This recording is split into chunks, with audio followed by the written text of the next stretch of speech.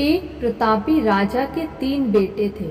उन्हें सुयोग्य बनाने के लिए राजा ने उनकी शिक्षा दीक्षा की सर्वश्रेष्ठ व्यवस्था की। राजा ने अपने बेटों को हर विधा में बेहतर और पारंगत बनाया। राजा चाहता था कि उसके पुत्र ही उसके राज्य की बागडोर संभाले। जब राजा बूढ़ा हो गया तो उसने अपने सभी पुत्रों को अपने पास बुलाया। उसने कहा, पुत्र, हमारे राज्य में नाशपाती का एक भी पेड़ नहीं है, इसलिए मैं चाहता हूँ कि तुम सभी एक पेड़ की खोज में जाओ और वापस आकर मुझे यह बताओ कि वह कैसा होता है। लेकिन राजा ने एक शर्त भी रखी कि उनके 3 बेटे अलग अलग और 4-4 माह के अंतराल में जाएंगे। इसके बाद तीनों आकर एक साथ प्रश्न का उत्तर देंगे। तीनों बच्चों ने एक साथ इस बात को स्वीकार किया। राजा का बड़ा बेटा सबसे पहले गया, उसके बाद मंझला और सबसे आखिरी में सबसे छोटा बेटा गया। सभी अपनी अपनी खोज करके पिता के पास वापस आए। राजा ने सभी से बारी बारी से पूछा कि बताओ, वृक्ष कैसा होता है। सबसे बड़े बेटे ने उत्तर दिया और कहा कि पेड़ बहुत अजीब है, उसमें ना कोई पत्ती ना कोई फल, वह एकदम सूखा है।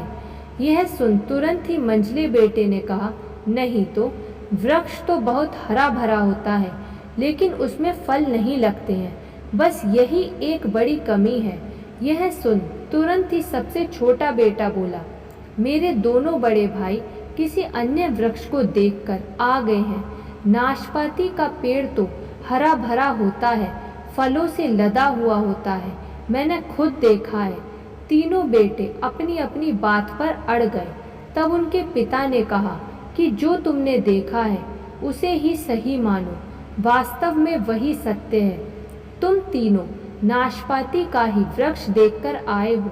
जो तुमने बताया है वह उसी वृक्ष के बारे में है, लेकिन तुमने अलग अलग मौसम में उसे देखा है।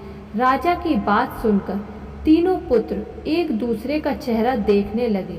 राजा आगे कहने लगा, पुत्रों, मैंने जानबूझकर तुम तीनों को अलग अलग मौसम में भेजा था।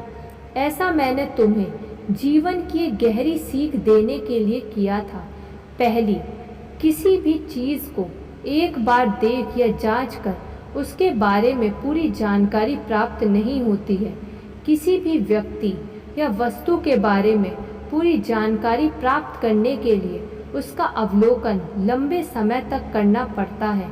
किसी के बारे में राय जल्दी नहीं बनानी चाहिए।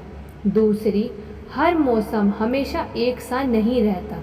नाशपाती के वृक्ष पर जब भी मौसम का प्रभाव पड़ता है तो कभी वह सूखा तो कभी हरा भरा हो जाता है।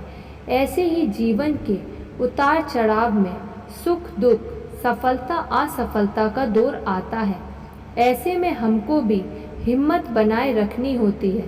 मौसम की तरह बुरा समय भी गुजर जाता है।